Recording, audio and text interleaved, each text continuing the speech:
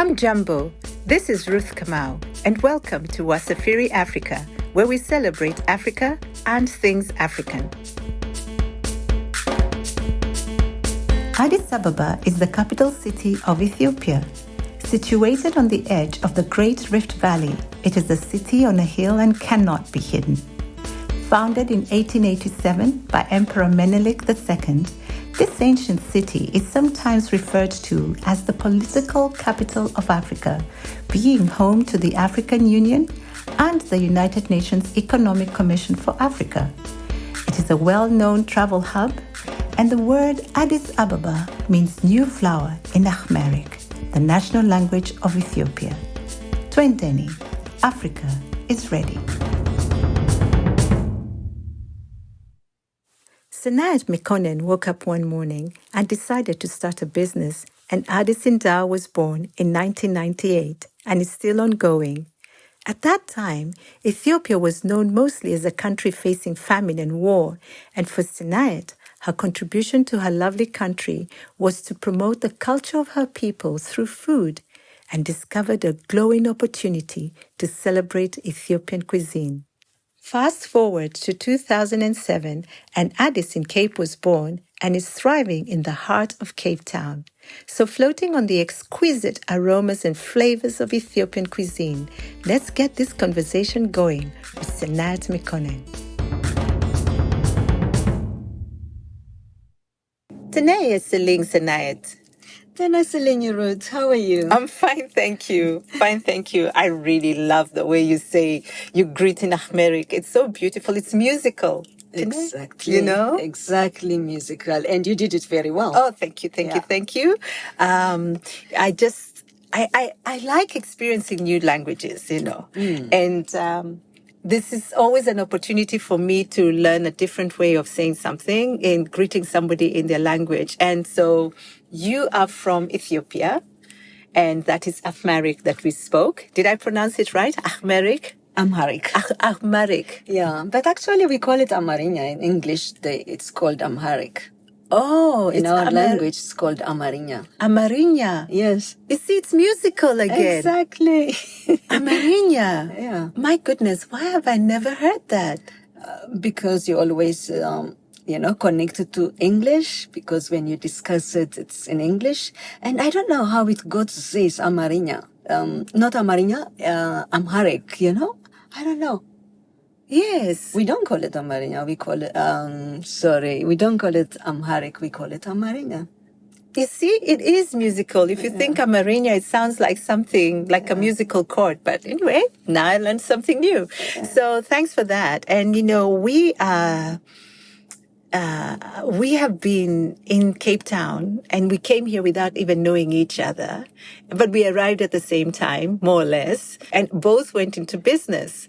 And you are in restauranting with an Ethiopian restaurant, and I went into a guest house. And we met, I don't know, maybe 2008, something like that? Yeah, early. When I started 2007, and we met very early.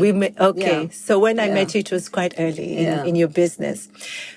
And I've always wondered how you got started. So I actually chose to come to Cape Town.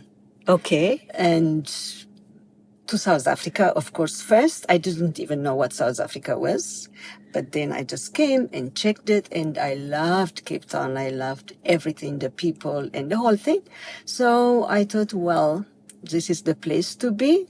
And it is in Africa, close to home and close to everything. So I decided to come here. Oh, wow. I love Cape Town, and I came here because I was working for a corporation, and then I was based in Johannesburg, and then I used to come here, but I never thought that I'd actually be here running my own business. And when the opportunity came, it presented itself in Cape Town. So I also came specifically to do what Ikaya Lodge and Conference Center. But you were already doing that in Dar es Salaam. And that's really that was your first restaurant, right? Yeah, that was my first restaurant. And then it was opened with the intention of going to different places in the world. Really? So, yeah, that was the intention when I started. Addis in Dar and Addis in New York, Tokyo, London, or Ghana. That was the idea. Why? Why did you have that idea from the outset? Because my life before that, I moved around with my ex-husband, and I wanted to keep that. And then also, I wanted to introduce Ethiopia in a better way. At that time, when I started in 1998, the image of Ethiopia was related very much to famine, war, and trouble, And then I said, no, my country has a lot, so I must do what is my contribution to the country, so let me do it through food. So that's how it started. So that's why the name is Addis, wherever I will be. Oh, okay. Gosh, to imagine that you had that vision. Yeah. Yeah, had you been to Asia before? Because you said Addis in Tokyo. Had you been to Asia before? Yeah, I lived in Asia for a long time, 12 years. So. Oh, you did? Yeah, where? Different parts of Asia. Like I lived in Kathmandu, in Nepal, Thailand, Cambodia, and also visited all the other areas. So I love also Asia. It's beautiful. Oh, my goodness. But at the end of, no matter how much I loved Asia, and I actually, when I had to make a decision when I was in Dar es Salaam, to my surprise, I decided to stay in Africa. I was... you were surprised, yes, because you enjoyed your time in Asia. Yeah, very much, yeah. So, especially Nepal. What do you think, what did you find you gravitated to in Nepal? What is it that pulled you, that made you feel like, oh, I really like this place? Because, yeah, when I'm thinking of Nepal now, I've never been, but I think of all those beautiful images I see of like the embroidery they have on the clothes and the mats, and I think of Ethiopian clothes, and I think of the embroidery, and I think of the mountains, and then Ethiopia is also hilly. Yeah. I don't know, that's what I'm thinking, similar. What was it for you? There are many similarities, just, in general, in all the countries in the world, there is a big similarity between all of us. Yes. But certain countries, they get much closer than any other. Yes. So in Nepal's case, it was like a living culture. The culture was very alive, exactly the same way as it is in Ethiopia at that time. So that attracts me. You can go out to Kathmandu city, and every time you are surprised to what you see. It doesn't matter you live there, but there's always something. The people are living life in such a way that, at least I'm talking about at that time, that's a long time ago, and religious wise, cultural wise, and everything. So much is alive. The tradition is alive. It's not just, it's not on the sideline. It's not in the side. It is just practiced every day. That interests me in Asia, even there. And that's what you find that is similar with Ethiopia. Similar with, it's to my heart. Yes. I like to feel such kind of things. Yes. So that was what attracted me in Asia. And, but I must say, I did not know Africa. Okay. I knew only Ethiopia when I was in Asia. Yes. After that, only I visited a couple of African countries, so I didn't have understanding of Africa. And did you land in Dar es Salaam? Was it like from Asia to Dar es Salaam, or did you go to Ethiopia and then come to Dar es Salaam? I mean, Addis, of course, and then... I go always to Ethiopia. Ethiopia is a part of me. I always go to Ethiopia, but I didn't visit any other African country before I came to Tanzania. Okay. Tanzania was my first African country, so I thought, oh my God, it was like, the people and the language and the whole thing was so new to me, and it's completely different from Asia. It's something that we're working on, I think, as a continent, to celebrate who we are. I think for a long time we've come out of colonialism, and we've come out of that sense of looking, not being so attracted by what is ours. It was always like it was inferior. But I think with the younger generations and the way the world is changing now, especially in the African mind, people are beginning to appreciate more and more what it is to be African and how special our art is. You know, you go to museums in Europe and you see African artifacts and you're like, wait a minute. This is actually our heritage, which means if people pay money to come and see it, what is it about us that we're not appreciating? And so you ended up in Dar es Salaam and you loved it so much that you started the restaurant. Yeah. Because you were living in Dar es Salaam, then it became your first choice for the restaurant. Yeah, because I was living there. I happened to be there and I wanted to, to make a difference for Ethiopia. You know, just Ethiopia is something different. It is not what what the news tells you. So that was my aim to do. That was my agenda. And I did very well, I would say, like a lot of people got introduced to the food and to the culture and all that. People who read, people who read at that time, they know what Ethiopia is. But the general people who are only basing their understanding from the daily news, then they have no idea. So that's what I wanted to change. And it did very well. And is your family in restauranting? Is that why you chose to open up a restaurant? Because, it's not a small job to run a restaurant. You see, personally, I like to make people happy. Okay. And through my life, before I opened the restaurant, I have gone in many, many, many restaurants. I like to eat out. Okay. It is my father, that's who introduced us to a restaurant at a young age. Even in that period of time, he would take us in a restaurant, my sister and myself, and we have this tradition of eating out. Okay. So, and which is very unusual for Ethiopian family. I mean, it's unusual for people at that time. Yeah, African people. Unusual. Yeah. So, and then there is that in me and making, to make people happy. I like to just give them something which I could offer. And whenever I invite people also at home, I cook, of course, with help. And we did very well. The food was very, very good. So people used to say, open up a restaurant. Why don't you open up a restaurant? And I thought, when I get into Dar es Salaam, I came to start working because my son was grown up and then he left home. So I either do a restaurant or be a tour operator. Okay, because you like making people happy. Yes. Absolutely. And hospitality. And so on. Yes. So then at the end, I even bought a car, if you can believe it, 4-wheel drive and all that. You tiny little person driving a 4-wheel drive. So at the end, the decision happens because Ethiopia was not at that time, people need job, improvement in their life and all that. It's not like it is today. So my sister and my family, they didn't have job.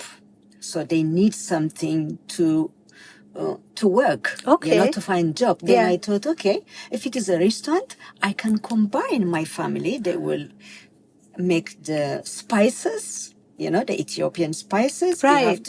We have to import it from there. Yeah. So, and my family got connected and we started that together. They prepared That's a lot of faith, eh? Yes, but it becomes a family affair. Yeah, family affair. And also I brought Ethiopian chef. Okay. So all these things is not only about me, it is about also creating job for other people. 100%. When I say other people, my family in Ethiopia and as well as the chef which is coming. So it was just a very, it's like, I don't know what's the word, very close-knit. Togetherness. Yes. And as it's a team. Yes. It's a teamwork. Yes. Still today, it's a teamwork. It is teamwork. Business, It is teamwork. I mean, hospitality is one is definitely not something someone can take credit for on their own. No. It's not like writing an algorithm and maybe you then manage to do something. You really need so many people because they're different moving parts and everything. How was opening night? I Oh my God, the opening night, I'm not a chef. I actually not a person who like to cook. Yeah. But I know the food Yeah. very well. I was raised by my grandmother, so I learned a lot, grandmother food. Yes. So the authentic food. Yeah, it's authentic Ethiopian food. Yes. So, and opening night was a disaster. Oh. Really a disaster. Oh my goodness, what happened? But it was at the end. So there were Ethiopian people who are much older than I am, and they never trusted me. I will be able to, to run a restaurant and all that because they know how I was. Yes. And the marketing was done and everybody came and all these diplomats and UN people, they just start to come and I thought, oh my God, you are trusting me and you think you are going to be served in this. Oh my, it was really, and it didn't really go smoothly that day. And all the Ethiopian people, they just came in the kitchen, the women, and they start to help and all that. Oh, that's lovely. Yeah, it was very nice. So whoever wanted to help was helping. And the next day, every Ethiopian who was living there at that time, they came very prepared, and they're still my friends, I never forget that day. That's wonderful. Prepared to help me and, just to make it better. The food was fine, but the service was the problem. Yes. So the next day, everything was just so well done. And we didn't need any help from anybody. Just the team of Addis Ababa did it so well, because I saw the problem. So, and I thought, well, okay, you didn't think of this, you didn't take care of this situation. Now you have to. So we get together. Oh my goodness, Senait, congratulations. It was perfect since then. Amazing. Yeah, and that disaster was also good. It was necessary. I appreciate that disaster. Yeah. You made it an opportunity to really learn everything in one night that you needed to go forward. Yeah, that one night. And also the support I got from the Ethiopian community was for me. I love that. So I love that. Because you must have gone home feeling so supported, like safe, knowing that, okay, I can do this because people believe in me, they believe in it, so let me run with it, and whatever that means. Yeah. And obviously it's been a success because Addis Ababa is thriving. Very success. Yeah. And the team, we had Malawians and Tanzanians. Yes. And, young people. Yes. And they don't know anything. We have no idea with each other, different culture, and we are creating and we are serving culture, tradition, food and everything to our clients, So me and the chef together, and the rest of the team, they are Tanzanians and Malawians, if I remember very well. And what do they know? They have no idea what it is. So we did it very well. It was a great team. And they're still there, After 1998, I opened there, and some of them, they're still there. Of course, we lost some of them. Yeah, obviously. Yeah. But if some are still there, 1998, that's like 27 years. Yeah, that's long. Yeah, and the business is still there. And it is... high five, Senait. Yes. 27 years. Yeah, 27 years. I don't know how I make it. I am still new and I'm still happy with it. You are definitely happy. You're very vibrant about the business. And I know you'd like to open another one. So yeah. So, sure. But it is just that coming in Cape Town, Cape Town has not been as easy as in Dar es Salaam. Yeah. When did you first come to Cape Town and decide, okay, I want to be here as well? I had to choose a place, where is the next move? Because the idea is Addis Ababa, Addis this, Addis that. Exactly. So where is it going to be now? I had to make a decision. Yeah. I've been thinking many different places. Okay. So, and then I thought, no, it is South Africa. Okay. Yeah. for many different reasons. And then I didn't see the place, but at that time there were a lot of South Africans in Dar es Salaam. Okay. So I connected to them, and they were very friendly Okay. and talking about their country, that as it is a beautiful place. But in any case, I have a history about South Africa. I wanted to come to South Africa. It's long, long time ago, for no reason at all. It was apartheid, and my ex-husband used to tell me, please note that you are not allowed, you are not welcome into that country. So you want to go, but you know you can't go. Yeah. Okay. And then, I never come. Yeah, of course. Then I decided to come in to have a look. So I came 2000. Okay. So I came 2000, and then it was, I liked it, and I went to Pretoria also. Okay. But I liked the people.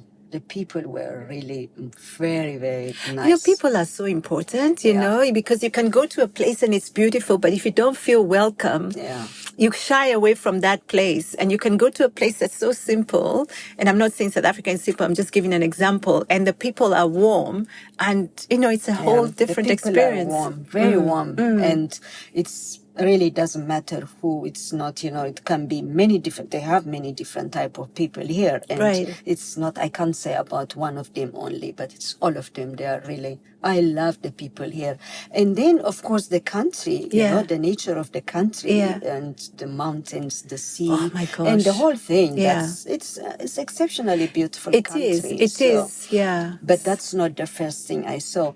But I think it is in my heart for whatever reason. I can't explain it. Right. But I just have this strong feeling about South Africa, and I'm very comfortable. It's like, for me, it's like, like marriage, I will come to this country, I will make my life, but not like trying to get any, benefit or anything, but I want to live here.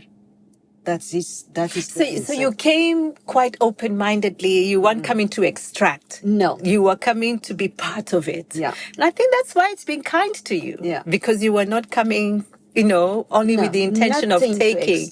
You were coming as you are, and then develop a relationship, like you say, like a marriage, develop a relationship. I have taken you for South Africa. I have taken you for your good and for your bad. Yes. That is still today. Wow. The people talk about crime in South Africa. Yeah. Okay, that's fine. It happens. Yeah. It's really, it never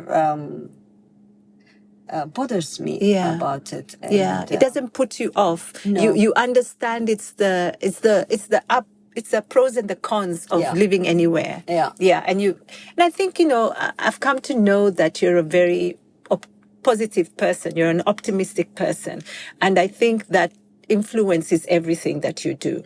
So when you came and you went to Pretoria first, was that because you had heard of Pretoria, or because you thought Pretoria is the place where you want to be for Addis in South Africa?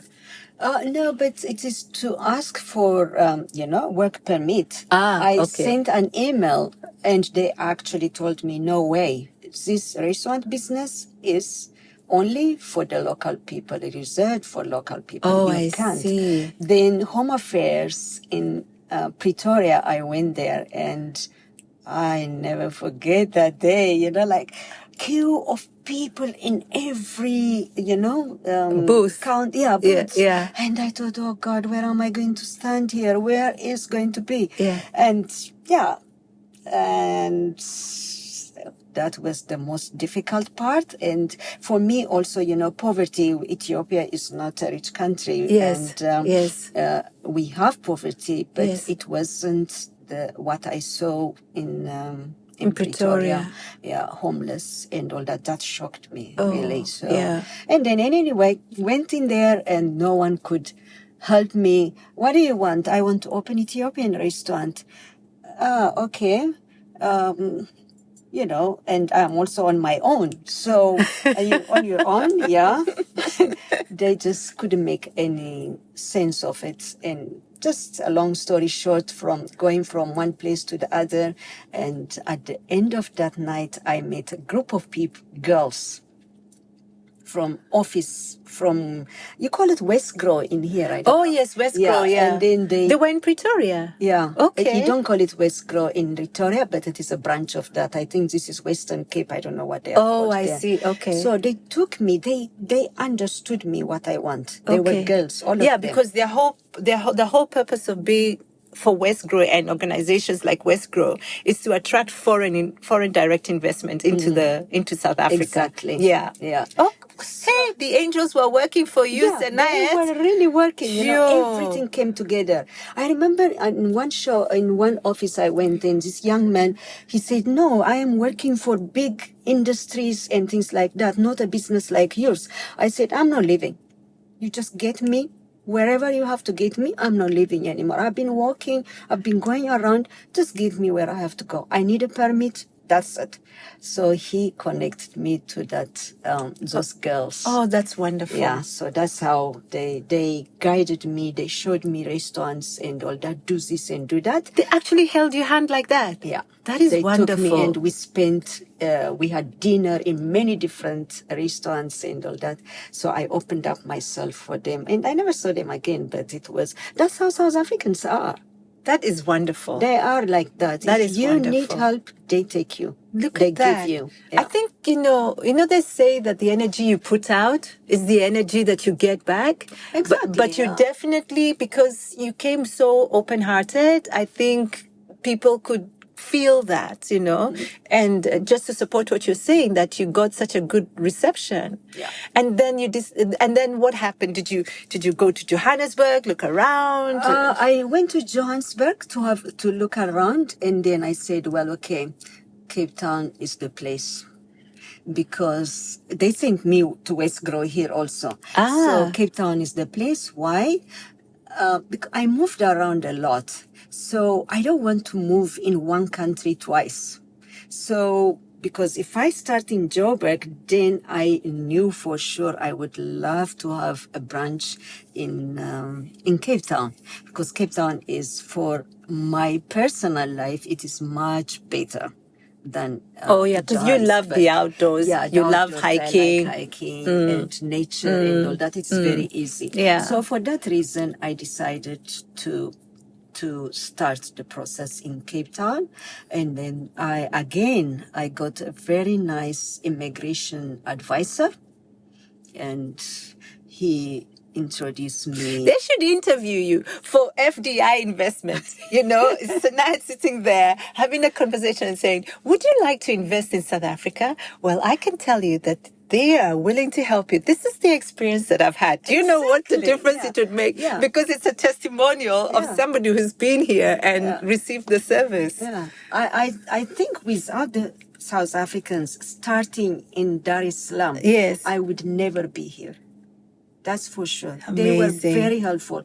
They gave me their family contact. They invited me for dinner. They drive me from one side to the other. You have no idea what the South Africans have done for me. They don't know me. I don't even connect with many of them today. There are a couple of them only. Jeez, you got destiny helpers all the way. Exactly. The people were like that. The people were really just very helpful, but not the system.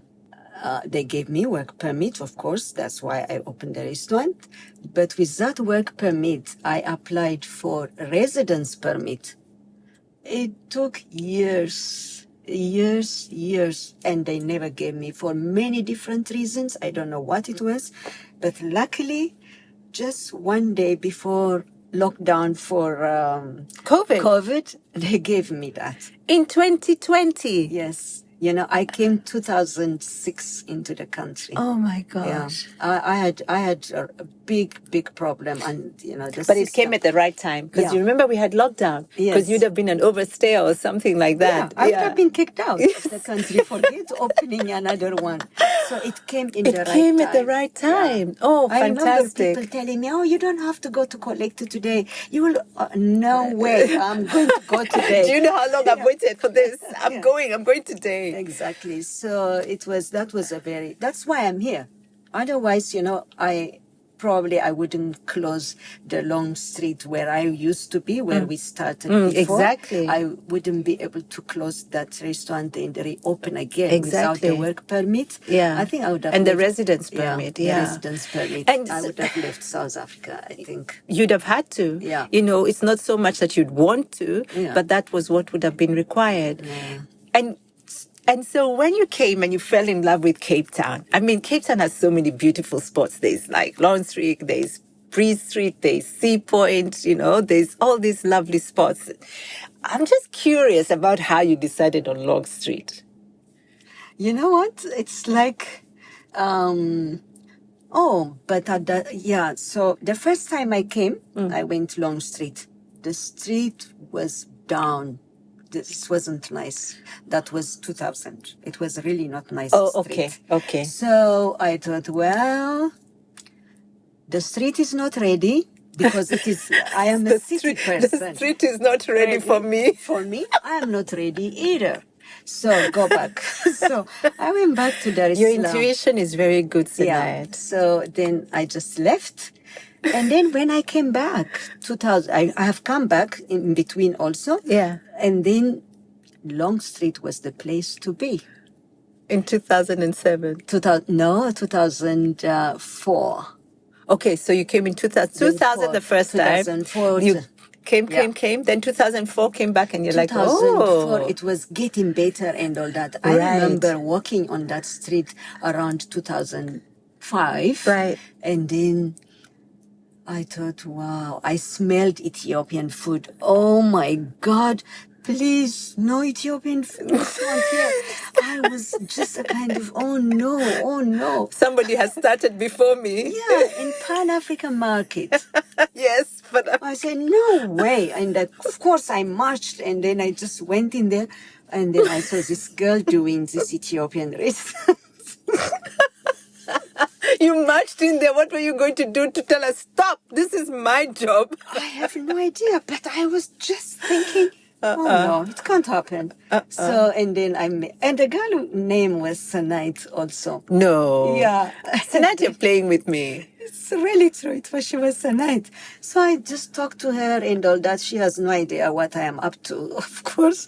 And yeah, it was a small place. And I said, okay, I have a bigger plan. Okay. There's no problem. Yeah. So this is good. Yeah. It will introduce the food. Yeah. Fine. Okay. So, and then Long Street was the place for me.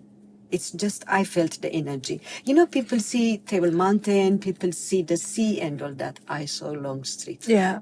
So it was just very vibey and a lot of different people mix and party, and it was very alive. Yeah. Just like I told you. I mean, even like today. like Kathmandu, that kind of feeling. Yes. It's not religion or anything, but it is the modern vibe. It's the vibe. Yeah, it's the vibe. Yeah. And that was how I chose Long Street.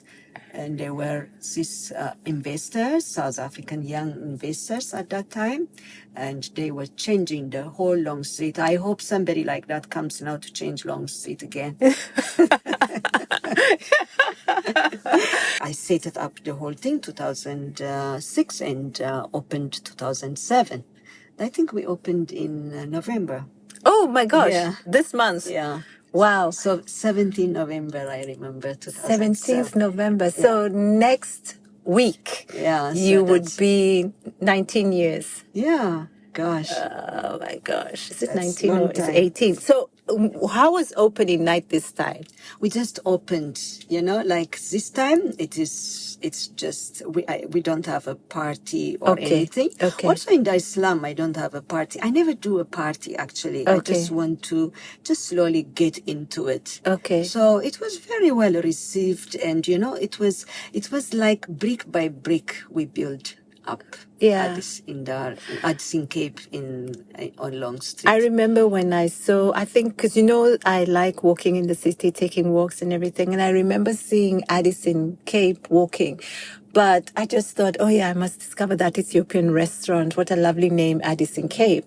But it was actually because of this this lady we both knew who was living here, Cassandra. Cassandra, Yes. It was because of her that, because she had come to Ikea and met and everything. And then she called a few of us to have dinner at your place. And that's how I discovered Addis in Cape.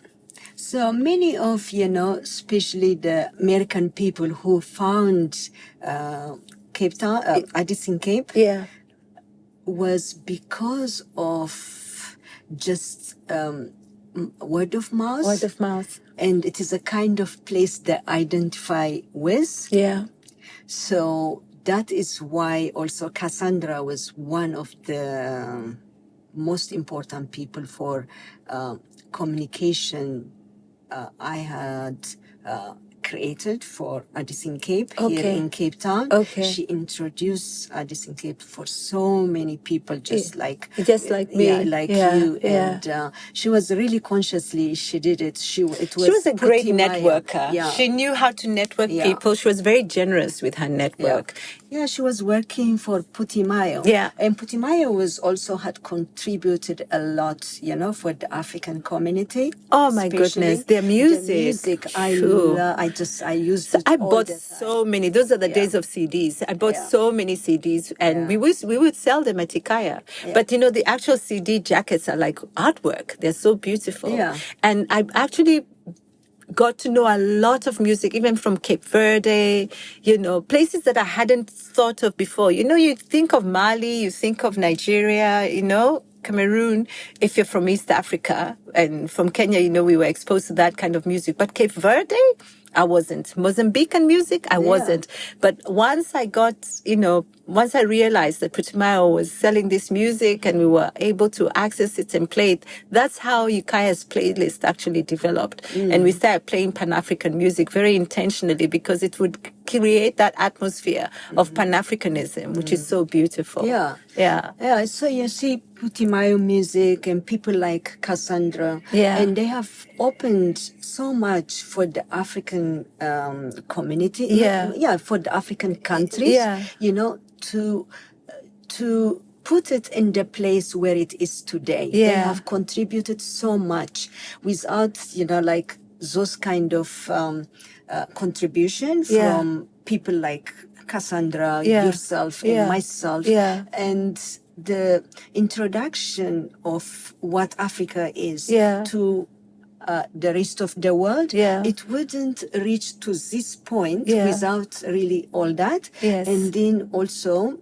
it shows that we really need to do more about it. Absolutely. So very consciously we have to do it. 100%. I agree. Because when I remember in the beginning you said that it was a cultural experience. It wasn't just food. You were talking about culture. You were talking about in the food, you were telling stories about your people, and how they eat. And that was exactly the same thing for me with Ikaya. I wanted people, when they come in, to have this sense of home, a sense of exhaling. But I also wanted to present a Pan-African atmosphere. And that's why, I deliberately, within the quotas, also hired people who were not South African, so that the South Africans could interact with somebody else from a different part of the continent, but also because it allowed us to learn about each other. And when the visitors come to Ikaya, they come and they're so excited to see that we have different people, they hear the music, they experience the food, and it becomes, we are ambassadors really. That's what we are, and the art and everything. So we are ambassadors, and that's so important in creating a new narrative, a Pan-African narrative for the continent. Yeah. And, I've never been to Addis in Dar, but Long Street, Addis in Cape. So Addis in Cape is now in Loop Street, okay? One of the things that I can say, having been to Long Street and to your new venue, is the beautiful atmosphere that you create. It's so warm, it's so inviting. In Long Street, you had the different levels, because I think you had 2 or 3 floors there. It is 2 floors. Every one of you think it's much more floors. It's exactly, both of them, they have 2 floors, but that one was a large. Long Street was a large. Really? The size was big. Okay. Yeah. So I love the decor there, and I really love the decor here as well. I think you bring the essence of what Ethiopia is so beautifully. I think now when I'm looking at you and you're wearing your favorite color, which is orange, and you've got the mezcal, the Ethiopian Orthodox Church. But you're so proud of your culture, and I love that about you, Senait. But you don't do it in a way that you force things down people's throats. You do it in a way that they experience it. What was your key driver in doing it the way you have now? Like when someone just walks in now into Addis and Cape on Loop Street. For me, I was just bringing Ethiopia. Right. So for the people, like when the first one, Yeah. Long Street, Yeah. especially for the African community, it had been a place where they feel comfortable. Okay. So they feel connected and they feel like that it belongs to us. Okay. Belongingness. So that is what I felt from the people. And for the general people, when they come in, it's just that, they look left, right, and they Right. just observe. So it is not, for me, I didn't do it like that. I have to show this, I have to show that, but create a peaceful place. It is. So there is peace in there. There is experience in there.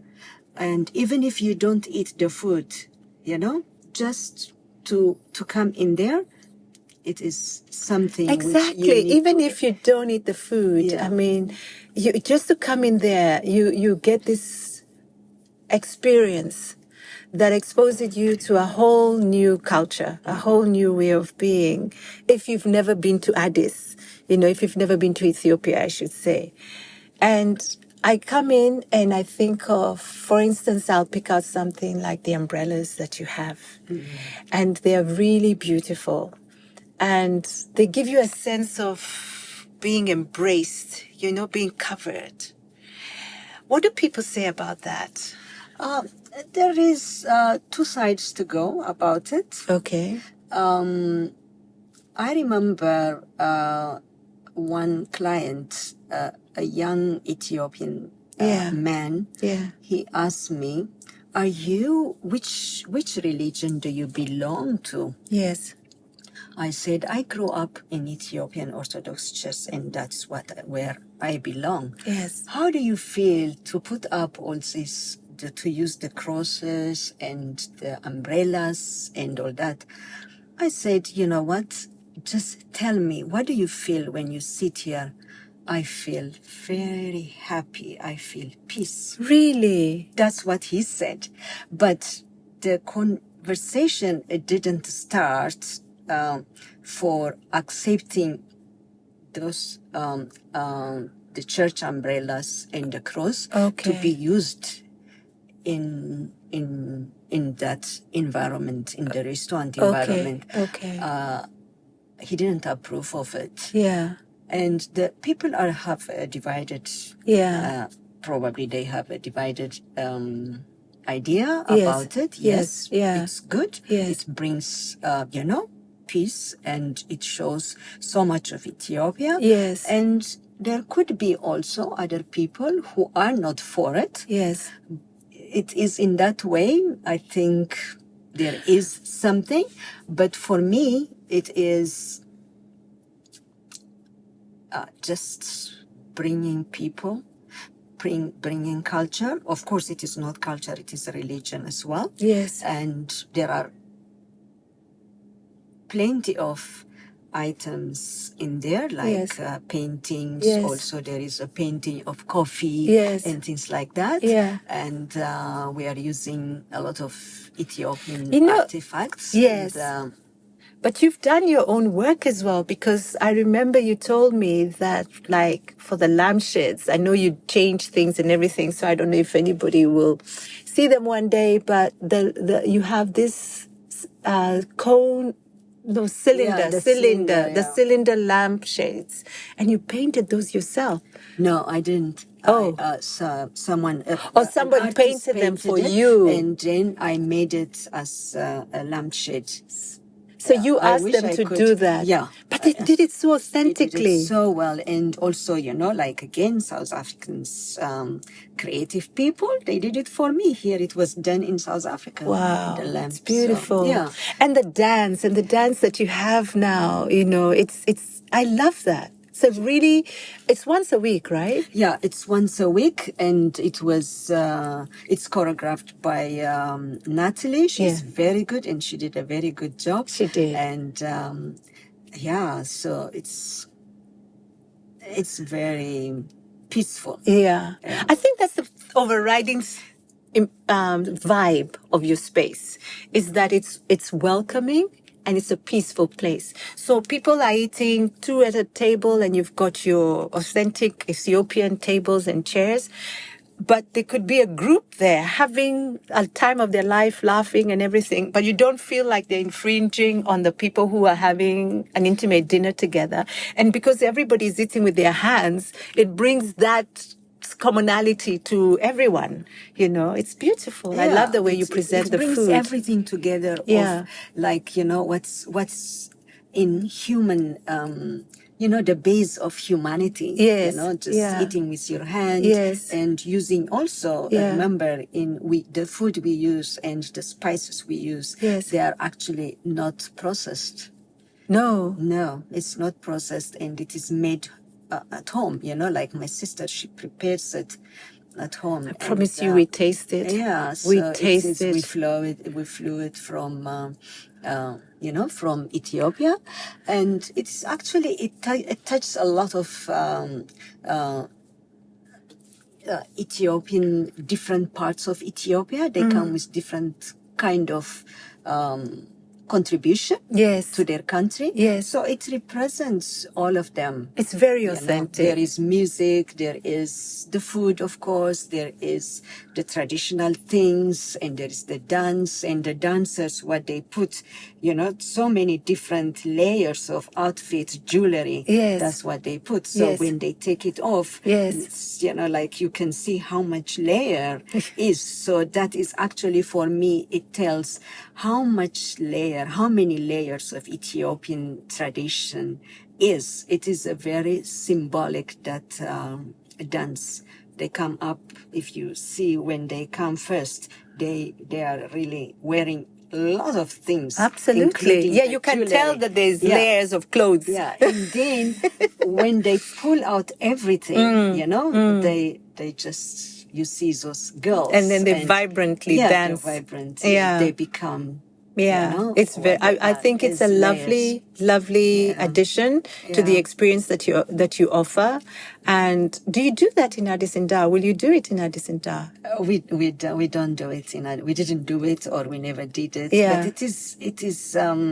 We'll say it is just this time. Yeah. The coffee ceremony we did. Coffee ceremony is a big thing in Addis Ababa, which is not very much in Addis Cape, and we are also creating. But I think you do. I've seen I think you have a number, because I've seen you have the coffee ceremony in Addis Cape. When you have, how many people will you take? we do have that, but we do have, we can offer, by request, but it's not really yet materialized. Yeah, not the same way as in Addis Ababa. No, Addis Ababa is a part of it. The coffee ceremony is a part of it, but we are busy with it now. So it's going to be a kind of designed. Oh, wonderful. Yeah, because it's just like the dance. I remember you did it for my team and Etikaya. Do you remember? Yeah, that is just, the very original Ethiopian coffee. So yeah, I love to do it for people, for people like that. Your people at Ikaya, they were very... very interested. Oh, yeah. To get to know the food, to get to know the coffee and everything what we did. It was fascination. They were fascinated by it, and I enjoy that fascination. So I thought, no, I have to make a coffee ceremony for them. You did such a wonderful thing for us, because when you told us, okay, I'll be doing this, when is everybody going to be on duty so I can have you all together? And then we saw you putting some leaves and flowers on the patio, and then you brought out the stools and the charcoal burner, to make the coffee. Yeah. And you made it for us right there. That was really nice. I have been very kind to you. And I'm forever grateful, because, my team had an experience that, they're not likely to repeat easily. Yeah. And it also made me appreciate what it was about, because you had, your small Ethiopian cups and the coffee tastes different because you grind it right there, you know. And I think you had popcorn, right? Yeah, of course, popcorn. It doesn't separate from coffee.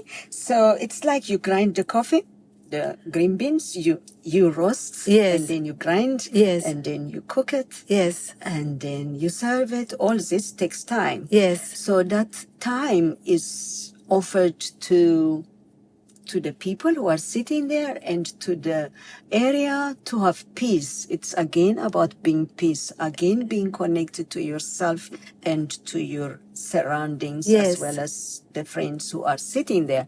So it's like a giving out and a taking in space. Coffee that's what it is. So it's an exchange. It's an exchange. And you had incense, didn't you? Frankincense, of course. Yeah. Without frankincense, without popcorn, there's no coffee. Sure. So, it was, I'm not a coffee drinker, but that experience has stayed with me, because it created a sense of community, and we chatted while you were doing everything, and you're there as almost like a matriarch, because you're sitting there preparing everything, and we're sitting sort of gathered around you.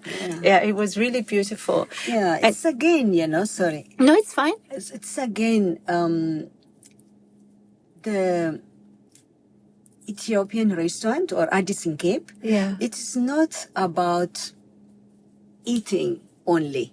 Like you just said, I am not a coffee drinker, but you enjoyed it. You don't have to have coffee. It is designed just as a whole to make you feel comfortable. The food is also like that.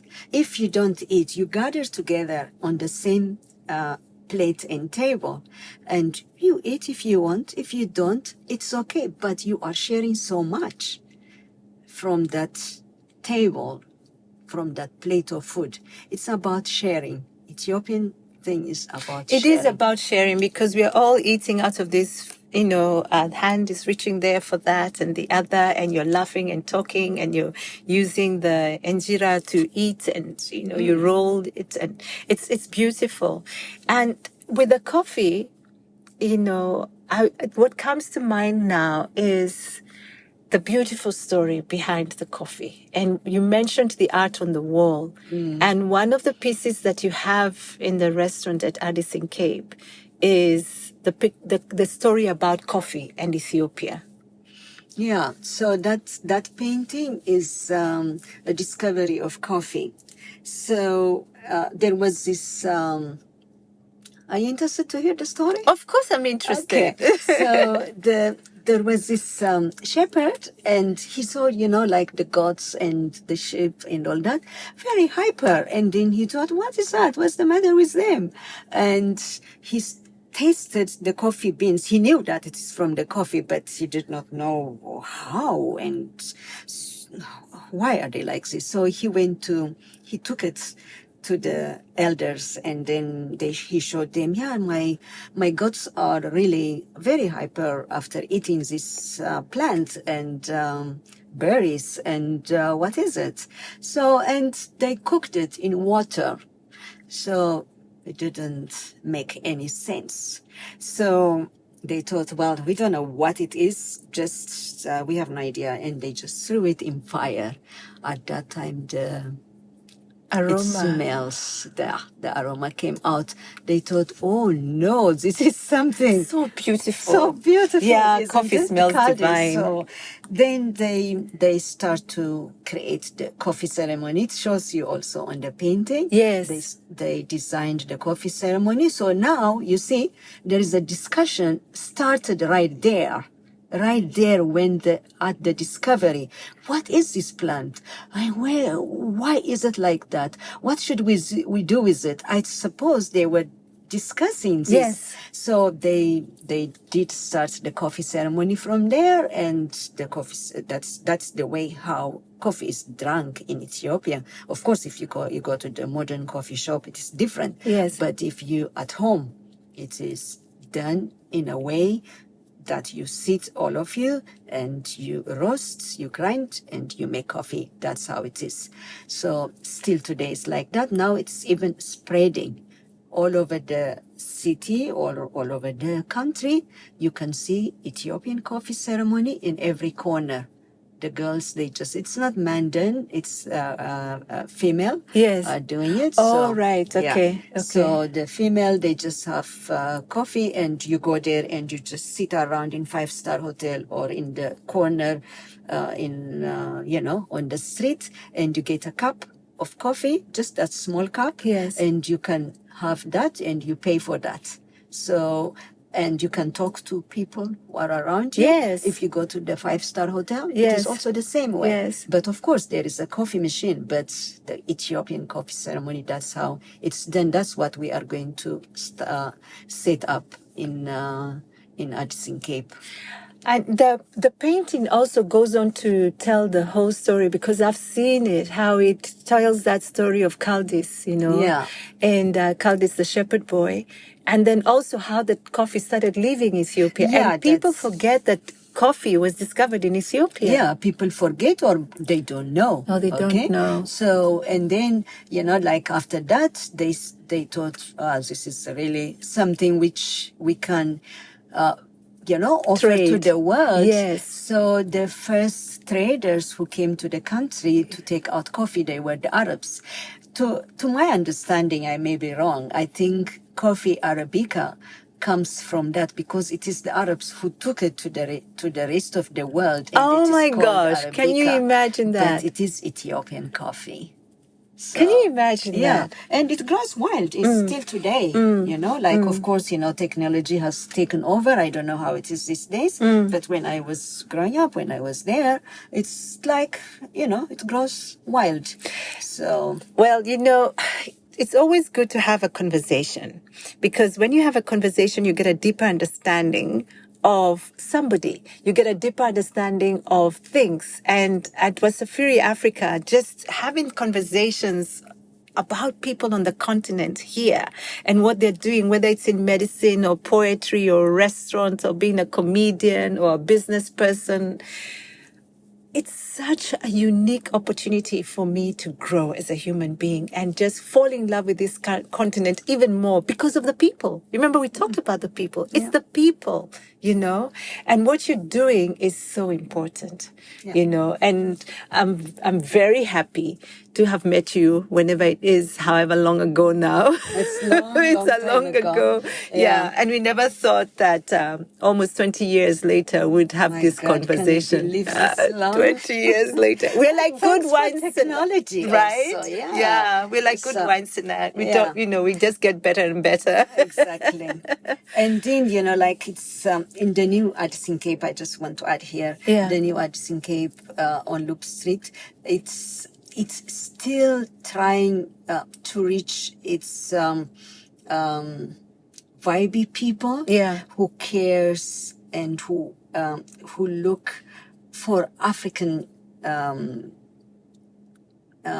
spots. Okay, when we were on Long Street, it was an African spot. Oh, I get I'm talking about just us. We have got everything what we had when we were Long Street, everything. And people even say, wow, this is much fresher and much nicer. You do seem to see it a lot more where you are. For some reason, you do seem to see it.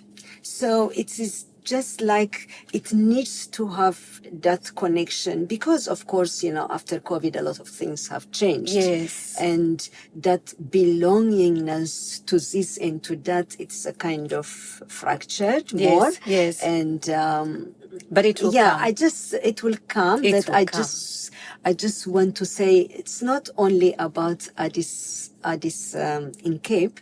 It's about generally, communication, just real communication rather than, online. Yeah. Just the real communication, the physical people getting together. Yeah, yes. that's what the people getting together. Yeah, getting yes. together and yes. just, like that it's just a part of us. Do you know what my sister was saying to me was that WhatsApp is great. She really enjoys it, especially, because I don't live in Kenya and she can, she and I can have long conversations.